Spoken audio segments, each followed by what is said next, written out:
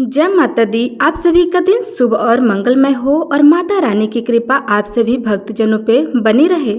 आज गुप्त नवरात्रि का तीसरा दिन है और माँ चंद्रघंटा और महाविद्या माँ त्रिपुर सुंदरी की पूजा आज के दिन की जाती है। आज की इस वीडियो में आप दोनों माताओं की कथा सुनेंगे, तो चलिए कथा श्रवण करते हैं। नवरात्रि के तीसरे दिन माँ शोषधी अर्थात माँ त्रिपुर सुंदरी की पूजा करने का नियम होता है। अगर कोई सच्चे मन से माँ त्रिपुर सुंदरी की पूजा करता है तो उसके जीवन की सभी समस्याएं दूर हो जाती है और ऐसे भक्त को सुख और समृद्धि की प्राप्ति होती है। शास्त्रों में माता त्रिपुर सुंदरी को महाविद्याओं की तीसरी विद्या कहा गया है। ऐसा माना जाता है कि माता त्रिपुर सुंदरी तीनों लोकों में सबसे सुंदर है। माँ त्रिपुर सुंदरी को षोडशी ललिता और राजेश्वरी भी कहते हैं। शास्त्रों में माँ त्रिपुर सुंदरी को माँ पार्वती का प्रतिनिधित्व करने वाली देवी बताया गया है, इसलिए माँ त्रिपुर सुंदरी को तांत्रिक पार्वती भी कहा जाता है। माँ त्रिपुर सुंदरी 16 वर्ष की कन्या के रूप में दिखाई देती है। शास्त्रों में वर्णन मिलता है कि माँ त्रिपुर सुंदरी अर्थात माँ षोडशी का रंग सुनहरा लाल होता है। माँ दुर्गा के समस्त रूपों में से एक रूप जगत प्रसिद्ध देवी त्रिपुर सुंदरी का है। माँ त्रिपुर सुंदरी तीनों लोकों में सबसे सुंदर और सभी कर्मों का बहुत ही जल्द फल देने वाली होती है। माँ त्रिपुर सुंदरी 16 कलाओं से युक्त 16 वर्ष की कन्या की तरह हजारों सूर्य का तेज अपने अंदर समाहित की हुई है। माँ की पूजा करने से मनुष्य को सभी प्रकार के ऐश्वर्य और भोग की प्राप्ति के साथ ही मृत्यु के पश्चात मोक्ष की भी प्राप्ति हो जाती है। माँ षोडशी को यौवन और आकर्षण की देवी माना जाता है। इनका पूजन करने से आकर्षण और सौंदर्यता की प्राप्ति होती है। अगर किसी के दाम्पत्य जीवन में हमेशा कलह होता है और अगर आपका कोई प्रिय आपसे नाराज हो गया हो, समाज में मान सम्मान पद प्राप्त करने के लिए या फिर किसी व्यक्ति को सम्मोहित करने के लिए माँ षोडशी की पूजा की जाती है। इनकी उपासना करने से भोग और मोक्ष की प्राप्ति होती है। माँ की 4 भुजाएं हैं। यह अपनी भुजाओं में पास, अंकुश, धनुष और बाण धारण करती हैं। श्रद्धा पूर्वक माँ की पूजा करने से मनुष्य को सुख, शांति और समृद्धि के साथ मुक्ति भी मिलती है। अगर कोई व्यक्ति सच्चे मन से माँ त्रिपुर सुंदरी की पूजा करता है तो वह आसानी से अपने जीवन और मन को भावनाओं को नियंत्रित कर सकता है। माँ षोडशी की पूजा करने से पारिवारिक सुख और अनुकूल जीवन साथी भी प्राप्त होता है। इसलिए गुप्त नवरात्रि में मुख्य रूप से माँ षोडशी की पूजा करने का नियम होता है। माँ की पूजा करने के लिए सूर्यास्त से पहले स्नान करने के बाद सफ़ेद रंग के वस्त्र धारण करना चाहिए। सफ़ेद ना हो तो हल्के रंग के वस्त्र धारण करके भी पूजा कर सकते हैं।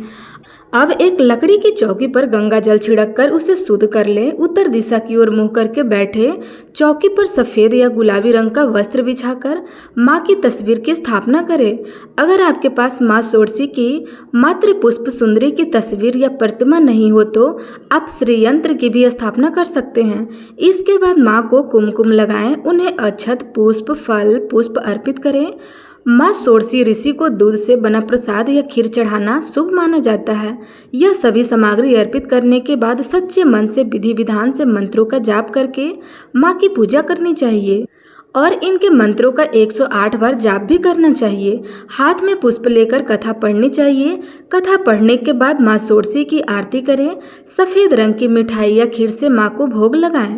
पूजा करने के बाद सबसे अंत में पूजा में हुई किसी भी गलती के लिए माँ से क्षमा याचना करें। पूजा करने के बाद जो प्रसाद है उसे 9 साल से छोटी कन्याओं को प्रसाद रूप में बांट देना चाहिए। गुप्त रूप से ही यह प्रसाद आपको बांटना है। यदि ऐसा करना संभव ना हो तो छोटी कन्या आपको नहीं मिल रही हो तो किसी एक कन्या को भी आप खिला सकते हैं।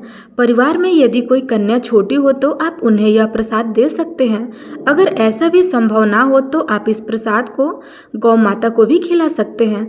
अब सुनिए कथा। पौराणिक कथा के अनुसार जब भगवान शिव ने क्रोध के कारण कामदेव को अपना तीसरा नेत्र खोलकर भस्म कर दिया था, तब उस समय भगवान शिव के गणों ने उस भस्म को समेटकर उसे गीला करके एक सुंदर पुतला बनाया और भगवान शिव ने कहा कि हे प्रभु, इस पुतले में प्राण प्रतिष्ठा कर दीजिए। इसके बाद भगवान शिव उस पुतले में प्राण प्रतिष्ठा कर दी, लेकिन वह भस्म से उत्पन्न होने के कारण उससे जो पुरुष उत्पन्न हुआ उसमें तमोगुण की अधिकता थी, जिसके बाद वह तीनों लोकों में हाहाकार मचाने लगा। उसने देवराज इंद्र के ही समान दूसरे स्वर्ग का निर्माण किया और फिर स्वर्गलोक पर भी आक्रमण कर दिया।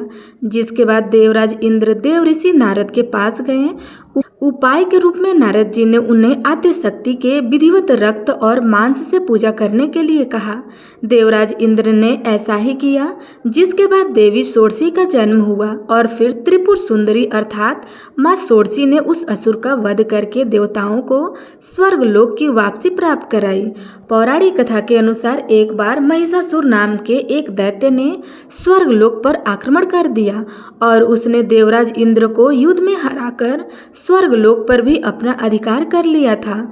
युद्ध में हारने के बाद सभी देवता इस समस्या के निवारण के लिए त्रिदेव यानी श्री ब्रह्मा, विष्णु और महेश के पास गए। वहां जाकर देवताओं ने त्रिदेव से बताया कि महिषासुर ने इंद्र, चंद्र, सूर्य, वायु और अन्य देवताओं के सभी अधिकार छीन लिए हैं और उन्हें बंदी बनाकर स्वर्गलोक पर अपना अधिकार कर लिया है। महिषासुर के अत्याचार के कारण देवताओं को अब धरती पर निवास करना पड़ रहा है। देवताओं की यह बात सुनकर त्रिदेव को अत्यधिक क्रोध आ गया और उनके मुख से एक ऊर्जा उत्पन्न हुई। इसके बाद यह ऊर्जा 10 दिशाओं में जाकर व्याप्त हो गई। उसी समय वहां पर देवी चंद्रघंटा ने अवतार लिया। भगवान शिव ने उन देवी को अपना त्रिशूल दिया, भगवान श्री विष्णु ने चक्र दिया। उसी तरह अन्य देवताओं ने भी माँ चंद्रघंटा को अस्त्र शस्त्र प्रदान किए। इंद्र ने माँ को अपना व्रज और घंटा प्रदान किया। सूर्यदेव ने माँ को अपना दिव्य तेज और तलवार दिए। इसके बाद देवी चंद्रघंटा को सवारी के लिए शेर भी दिया गया। अब माँ चंद्रघंटा अस्त्र शस्त्रों से सुसज्जित होकर महिषासुर से युद्ध करने के लिए निकल पड़ी। माँ चंद्रघंटा का रूप इतना विशाल था कि उनके इस रूप को देखकर महिषासुर अत्यंत डर गया। महिषासुर ने अपने असुरों को माँ चंद्रघंटा पर आक्रमण करने के लिए कहा। सभी असुर देवी से युद्ध करने के लिए मैदान में उतर गए। माँ चंद्रघंटा के मस्तक पर विराजमान घंटे की टंकार से जाने कितने ही असुर मूर्छित हो गए, कितने ही भयभीत होकर भाग गए और न कितने ही असुर सुनने की शक्ति खो बैठे। और तब माँ चंद्रघंटा ने देखते ही देखते उन सभी असुरों का संहार कर दिया। महिषासुर अपनी पूरी ताकत के देवी के साथ युद्ध करता रहा और अंत में देवी ने महिषासुर का भी वध कर दिया। यह देखकर देवतागण अत्यंत प्रसन्न हो उठे और उन्होंने आकाश से देवी पर पुष्प वर्षा की। आकाश में धुंधुभिया बज रही थी और इस प्रकार चारों ओर शांति छा गई थी।